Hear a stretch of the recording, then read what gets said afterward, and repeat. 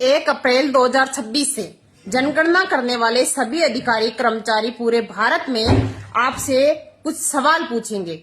आपके घर आएंगे, आपसे वो कुछ सवाल पूछेंगे और वो सवाल कौन से हैं और आपको क्या जवाब देना है, मैं आपको इस वीडियो में सरल भाषा में सब कुछ बताऊंगी।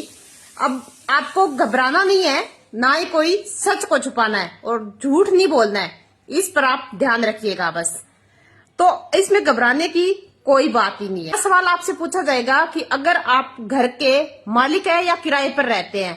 अगर आप मालिक है तो आपको बताना है कि आप मालिक है इस घर के, या किराएदार है तो आपको बताना है मैं किराएदार हूँ, रेंट पे रहता हूँ। जो सही है वो ही बताना है, बाकी कुछ नहीं बताना।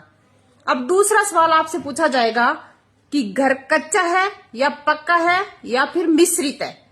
अब बहुत से लोगों का ये है कि आगे का घर पक्का होता है, पीछे का कच्चा होता है या बीच का कच्चा होता है।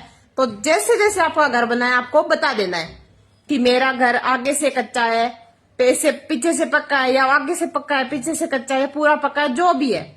घर में कुल कितने कमरे हैं ये अभी आपको जोड़कर सही जानकारी आपको देनी है बस।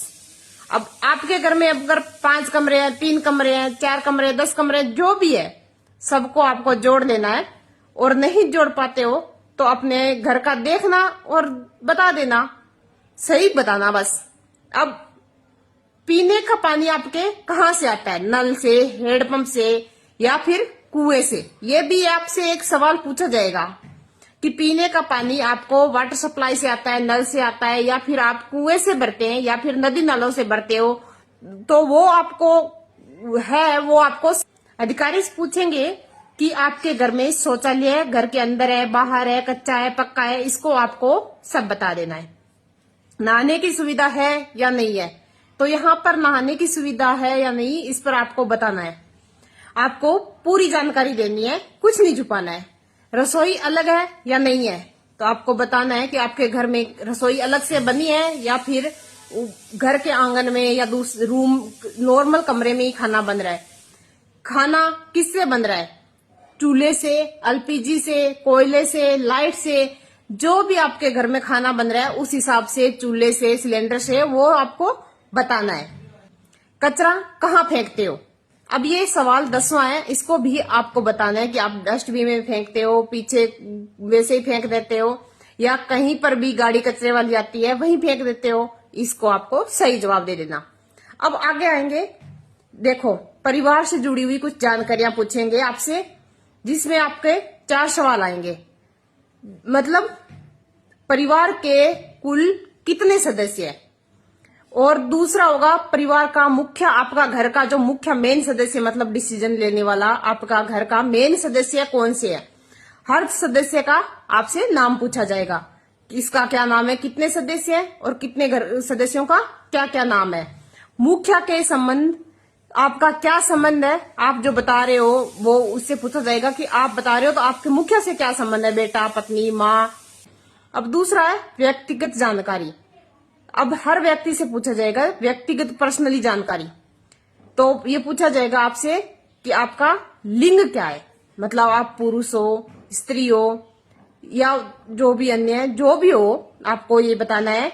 जन्म तारीख और उम्र बतानी है, आपकी जन्म तारीख क्या है और आपकी उम्र कितनी हो चुकी है, और वैवाहिक स्थिति क्या है, मतलब आप कुंवारे हो, शादीशुदा हो, शादी होने वाली है, जो भी आपकी वैवाहिक की स्थिति है वो आपको बतानी होगी। तो आपका धर्म क्या है, आपसे पूछा जाएगा आपका धर्म क्या है, बस वो आपको सही सही बताना है।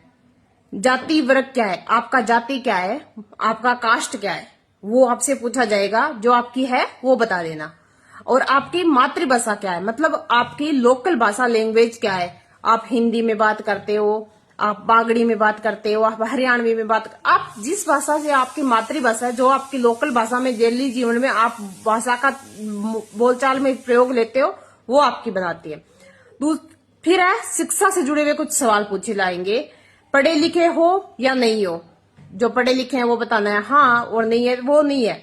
सबसे ऊंची पढ़ाई आपने क्या की है, मतलब आपने किस तक, कहां तक पढ़ाई की है, आपको सच से बताना है, कोई झूठ नहीं बताना। जितना पढ़े लिखे हो उतना बता देना, कोई फालतू में नहीं फेंकनी है कि आप कह दो 12वीं पास हो, आप बीए पास बता दो, नहीं, आप जितना हो उतना बताना है। अभी स्कूल कॉलेज में आप जाते हो या नहीं, ये पूछा जाएगा। आपके स्कूल में कौन कौन स्कूल में जाता है या कौन कौन कॉलेज में जाता है, कितने लोग स्कूल में जा रहे हैं, वो आपको सही सही बताना है। फिर आपका आएगा रोजगार, काम, आप मतलब आपके काम से जुड़े हुए कुछ सवाल पूछेंगे। पहला सवाल है, काम करते हो या नहीं करते हो, रोजगार हो या फिर बेरोजगार हो। जो आप करते हो वो आप काम बता देना। किस प्रकार का काम करते हो, मजदूरी करते हो या फिर आप सरकारी कर्मचारी हो, प्राइवेट काम हो, आप खेती बाड़ी करते हो, जो भी आपका काम है वो आपका काम बता देना है। फिर दूसरा है, किस प्रकार का काम करते हो, ठीक है। फिर है नौकरी, व्यवसाय या मजदूरी, आप क्या करते हो, नौकरी करते हो, व्यवसाय मतलब खुद का काम करते हो या मजदूरी करते हो। फिर आपसे पूछा जाएगा आप काम कहाँ करते हो, काम की जगह कहाँ है, मतलब उस जगह काम करता हूँ, उस जगह, जो भी जगह आप काम करते हो वो आपको बताना पड़ेगा। फिर छठा है, ये सवाल है प्रवास, प्रवास से जुड़े हुए सवाल। मतलब ये क्या है, ये देखिएगा कि क्या आप वहीं पैदा हुए थे और वहीं काम कर रहे हो, जो मतलब आप जहां पैदा हुए वहीं आप काम कर रहे हो या फिर आप बाहर काम कर रहे हो। बहुत सारे लोग, भाई लोग बाहर जाके भी काम करते हैं, तो आपको बताना पड़ेगा कि मैं वहां से हूं लेकिन काम मैं वहां दूसरे देश में प्रवास में करता हूं, दूसरी जगह करता हूं।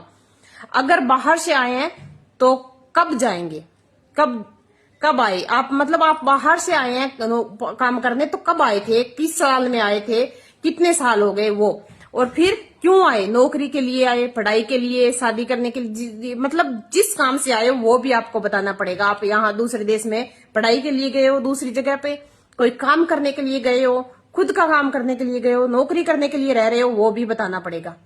और फिर है महिलाओं से जुड़े हुए कुछ अतिरिक्त सवाल है।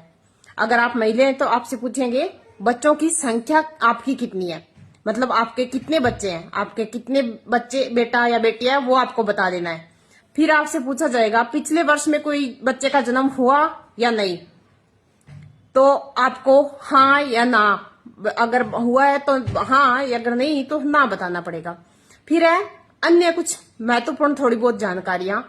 फिर है आपसे पूछा जाएगा मोबाइल, बैंक, सरकारी योजना से जुड़ी कुछ बेसिक सी जानकारी, जैसे आप मोबाइल चलाते हो या नहीं हो, कौन सा मोबाइल है, इंटरनेट, बैंक, आपके पास बैंक खाता यूज करते हो या नहीं करते हो।